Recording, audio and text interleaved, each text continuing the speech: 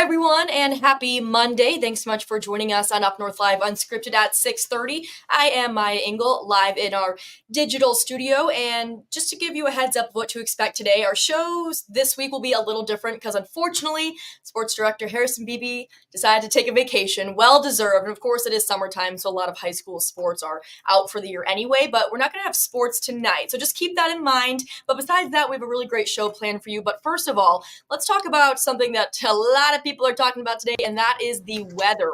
And Joe, it's a pretty interesting weather day because in a lot of areas around the northern lower peninsula, we saw some 90s today. But then up in the upper peninsula, areas like Sault Ste. Marie saw 60s. So a very wide range there in temperature. Yeah, it's fun forecasting, right? Oh, I bet. Yeah, the Sioux actually did get into the 80s, but then some rain came in and dropped Okay. it down to the 60s a little earlier today. But yeah, that's the story. We were talking about that all last week, Maya, the heat, the building heat and humidity coming in here.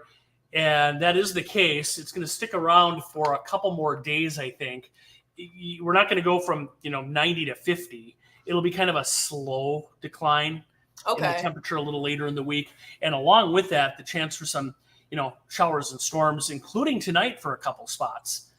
So I'll show you where that's most likely coming up a little later in Maine weather. And again, we'll look at those temperatures and kind of the trend for the rest of the week coming up.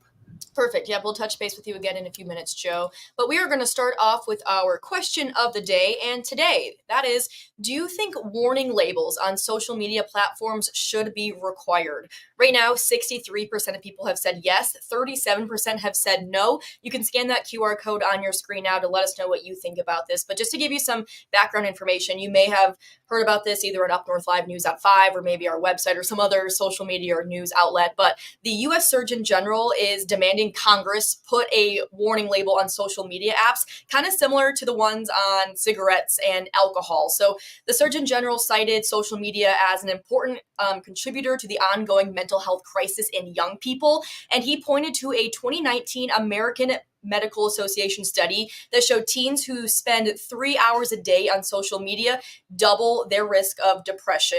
And according to a recent Gallup poll, teens spend nearly 5 hours a day on those apps. So the Surgeon General says Congress passing a warning label legislation could lead to a decline in use of social media. But, I think there are a lot of other things that need to happen as well. So he also suggested making schools phone-free environments, restricting social media use until kids graduate from middle school, et cetera, et cetera. So we want to know what you have to think about putting warning labels on social media platforms, if that should be required. We ran a story, like I said, in our 5 o'clock newscast, and during a commercial break, I was talking with my co-anchor, Mark, and we were just wondering, I wonder where this label would be. Would it be right when you log in? What exactly would it say? And then I'm also curious the effectiveness of these sort of labels on other products like cigarettes. And so it'll be interesting to see if this does pass and become a law, if it'll be effective and if it'll actually maybe help reduce the amount of time kids are spending on social media. So taking a look at some of our comments on our Facebook post. We don't have too many comments today, so I'll just read the top one. And it says, so again, the question, do you think a warning label on social media should be required? Bridget said, nope. We all know that social media is addictive. We all know that predators use social media. We all know that not everything on social media is true. And warning labels encourage people to just go beyond the normal.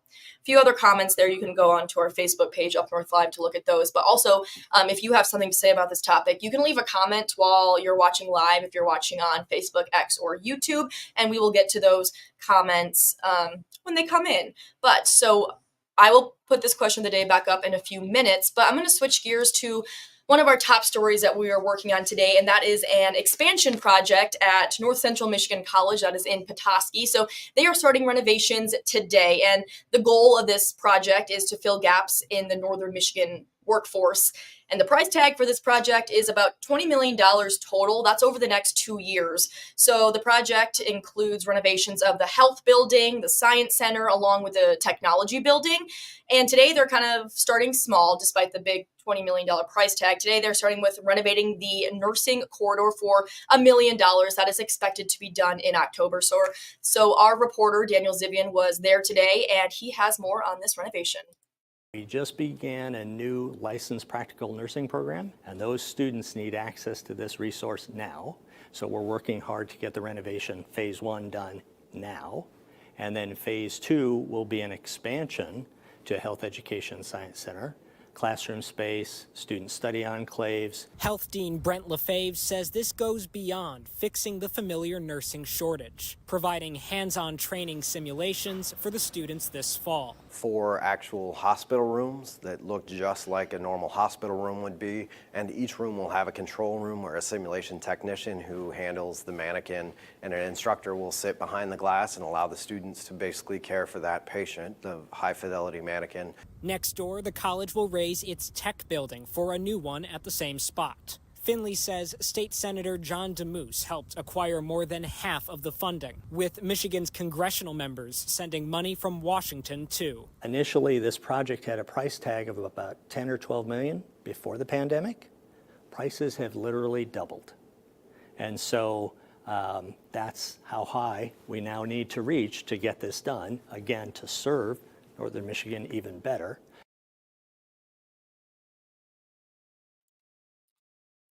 And our reporter, Daniel Zivian, is live from Petoskey, sitting on a lovely park bench. Are you on campus there, Danny? That's exactly right. Good evening, Maya. I am on the beautiful campus of North Central Michigan College, right here in Petoskey. It was certainly very hot today, but it has cooled down quite a bit. But if I keep talking about that, I'll be doing Joe's job. So. Yeah, we'll save that for Joe. But yeah, what a lovely day to sit out on a park bench. And yeah, what a lovely campus. So like you mentioned in your report, a lot of renovations happening. The one that started today is kind of just a smaller part of the overall plan. And that one is for the nursing corridor. And you reported that that will be done, is expected to be done in October. So what about the rest of the renovations? When is everything expected to be complete? That's a great question. So what's going on is, they're starting this now to get it done in time for the fall, but they're expecting to begin construction. They're expected to begin construction. I can speak, believe it or not, in early 2025. And Okay. want to be done with the whole thing by fall 2026. I mean, they are forecasting out a very long way for this. But when you look at what's involved, expanding an already pretty big health and science center, and then just completely demolishing and doing over the technology building, it is a long-term commitment. Mm-hmm. And this is something that you kind of touched on in your story, but just to go into a little more detail after talking with different people today, what do you think the impact of these renovations will be on students and their experience on campus? Yeah, what you heard Brent Lefebvre's name in there. The president of North Central Michigan College was the other guy I spoke to in that, and his name's Dr. David Finley. And, Finley was kind of focusing in on, I think we're all familiar with this. I didn't include these lines in my story because I think we all know this, that there is a nursing shortage. We have covered the nursing shortage before. And sometime a few months ago, I covered the fact that they were expanding the nursing program in partnership with Davenport University right here at NCMC. They're trying to, fill these gaps, not just in nursing, although that draws a lot of attention, but, the tech center involves, skilled trades, even manufacturing. They're trying to shore up a lot of, workforce gaps that we're experiencing here in Northern Michigan. And that means the facilities have to be up to par. That's the idea. And when was the last time that the campus saw major renovations like this? The last one that I know of, now, I don't think this counts the basketball arena. I think that was relatively recent. But the main example that I know of is finished up in 2021. And it's actually the very building where I interviewed President Finley and Mr. Lefebvre. And it's actually behind me there. It's called the Bora Learning Center. It was formerly just known as the Administration Building. It's a main classroom building. It is the administrative headquarters, a lot of the top people in there. And they did a pretty big renovation on it, finishing up in 2021. And it only cost $7 million. And as Finley said, a lot of that project was probably, or most of that project was probably financed before the COVID pandemic. As Finley says in the story, everything has ballooned. In this case, literally doubled from what they were expecting when they were first planning these renovations out before the pandemic. Because as Mr. Lefebvre told me, you know, we have to keep the history straight. Mr. Lefebvre told me that they knew there would be a nursing shortage. This was not completely unpredictable until the pandemic revealed all of this stuff. People who, work on this stuff as a profession for their lives and their livelihood, they were seeing this coming and they were working on ways to prepare that. And of course, stuff got pushed back a few years. Sure. And of course, it is now June 17th. So I'm assuming students are done with school for the year. So you probably weren't able to talk to any students about these renovations. Looking around. There are, of course, summer things that happen at NCMC. The buildings are open. I was able to work in the library, go into the admin building, and as you saw in the footage, go into the Science Center itself. I actually didn't expect it to be open, but it was. But yeah, I was not able to run into any students, sadly. Not a lot of people here. It's a very lovely park space. If you're in Petoskey and want to get away from everyone downtown and all the Illinois people, this is a great place. And I'm sure we'll have a follow-up in a couple years once these renovations are done. We'll actually be able to talk to the students about how they are being benefited from all the renovations and whatnot. Absolutely. There's a fascinating thing. Lefebvre talked about the simulation. They're going to have hospital simulation rooms. Yeah. Fun to imagine. That's fun to visualize. But it'll be all the better to actually see that in person and the mannequin and the training when they're actually doing it, ideally in the fall. Do you want to talk a little more about the mannequin? Yeah, it almost sounds a little gruesome when you put it. So in order to train the nurses in a setting where they can make mistakes without hurting people, that's a really important part. Could you imagine me making the mistakes I've made over the course of my first year on the job, but there's an actual, other human life involved? They have lifelike mannequins. They're called high fidelity mannequins. They have skin. They can breathe, is how Lefebvre put it. They have veins, so you can draw blood. It's apparently very lifelike and apparently gets the job done really well. And that's going to be a major part of this hospital simulation where there'll be an instructor and a technician operating the mannequin behind a window. Kind of like it. The way he says it, it almost sounds like a movie. Behind a window that's tinted, and you have students in there, and they try to work out, all right, let's do it ourselves. Let's help out this patient, and they can afford to make mistakes without hurting a person. Sure. Seems like the best way to go about that. And I'm looking forward to seeing all of these plans really come to life in a couple years. So hopefully you'll still be around, Danny, and you'll get to cover all of these renovations when they actually happen. But is there anything else that you want people to know about this project? Gosh, what else is there to say? It kind of flies under the radar, but saw a rendering of the new tech building.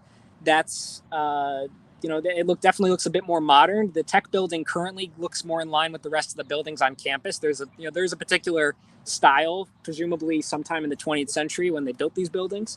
Another thing that's kind of an add-on, President Finley sort of gave me this as a by the way.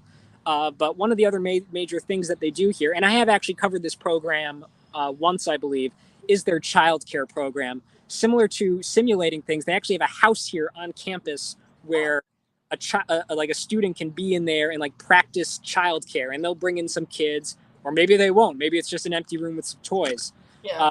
But there are going to be announcements about plans for the childcare program, he told me, in the coming months. So something else to look forward to on the campus of North Central Michigan College. Yeah. A lot of awesome hands-on opportunities there. So Danny, thank you so much for joining us on Unscripted and for going a little more in depth with your story today. It's always a pleasure getting to chat with you. Always a pleasure. Have a good night, Maya. You too, Danny. All right, we're going to take a break here on UpNorthLive Unscripted, but when we come back, we're going to show you an interview that I did with Congressman John Molinar about new legislation that he is supporting when it comes to the northern border. So stick around. We'll be right back.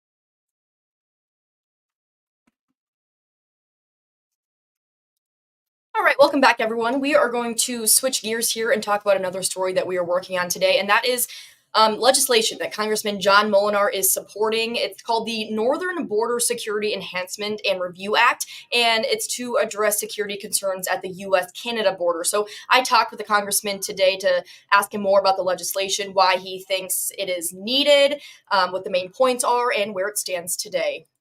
First of all, I think it's important to review and understand the threats that we face with border security.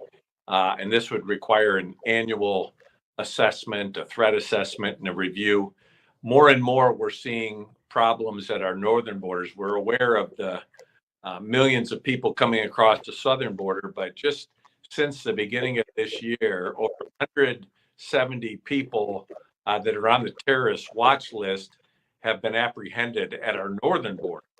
And so when you consider that resources are being drained going to the southern border for a very good purpose, but it's leaving our northern border vulnerable, we need to be able to secure both. The main point is really to have the Homeland Security Department do an annual review. And what that would do is allow us to assess the threats of the northern border. When you consider the number of miles that we have with Canada, and we've never really had a good assessment from Homeland Security, at least not recently. And so it's important that we do this every year because, if I told you that 170 people were on the terrorist watch list coming through the northern border and only 30 coming from the southern border, that would be shocking. So the only way to know and to validate that fact is to have that annual threat assessment and get the data together so we're making decisions based on it. It's been introduced. I'm a co-sponsor of the legislation. And this is really about a number of things. One, it's about our security from threats from terrorism. It's also to make sure that we have a border as a country so that there's a value of citizenship. But then thirdly, the fentanyl crisis is really a huge problem in America. And what we've seen is through the southern border, all of the fentanyl, over 100,000 Americans killed in the past year from fentanyl poisoning. We don't want more coming through the northern border, and that would be even more disastrous. And so the purpose of this legislation is to get accurate information so that we can secure both. All right, we're going to take a quick break here on Up North Live Unscripted. When we come back, we'll check in with Chief Meteorologist Joe Charlevoix to find out how long this heat wave is going to stick around. Hope you stick around with us right now.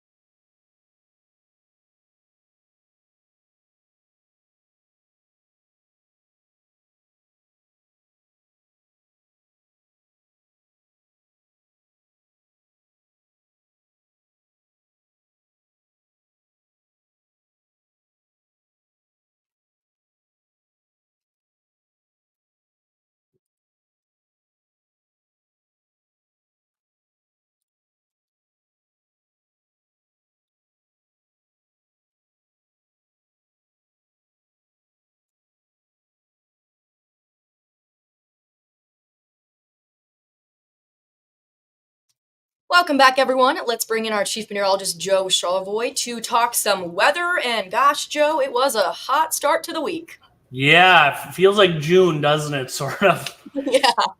Yeah, and we're closing in, Maya. I think today's the 17th, so 4 days from now, the longest day of the year in Wow. terms of daylight. Mm-hmm. And then it starts going the other way again. But kind of real slow. Yeah, Slow effort. Yeah, it was a nice day. It was warm too. Let's kind of get into that. This is a look right now in Cadillac we got pulled up. And 88 current temperature there. That's not the case for everybody. I'm looking at some of the other temperatures up in the UP. It's only around 70 degrees in some spots. But doesn't that scream summer? Oh, yes. Yeah, hazy. Kind of just has that look to it. These were the highs today, so how warm it did get. And they'll pencil in here some of the numbers. There they are. 94, Traverse City. Alpena reached 93. Along with Gaylord, we had 90s about as far north there as Boyne Falls and Rogers City today. Up in the UP, it was a little cooler there. But the other thing is the dew point. Drop these numbers in. Yeah, we talked about this a lot in the summer, hardly ever in winter.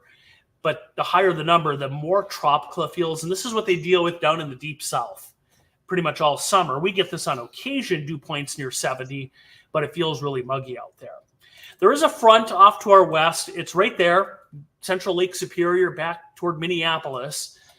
Behind that, it is cooler, but unfortunately for us, we're in that warm air out ahead of it. And the sleeping forecast tonight, if you're not lucky enough to have the AC, a fan, even a small little fan, certainly would help at night. Temperatures tonight in the 60s to mid 70s. It's going to be an uncomfortable one out there. Looking at radar, there are some showers and storms to our west, way out there. And here's what we kind of expect on these. A lot of this will ride up toward the UP and Straits later tonight.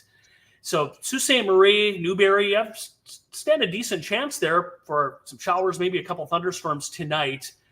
Tomorrow, most areas dry. I really don't think much rain tomorrow, maybe an isolated shower or storm. And then Wednesday afternoon, possibly a couple showers and storms. No surprise, we have all this heat, this humidity. Any little minor boundary will kick off chance for a few showers and storms. Heading to the beach tomorrow, well, UV index will be up there. Make sure to put on that sunscreen. Small chance for a storm. Wave heights tomorrow, 1 to 3 feet.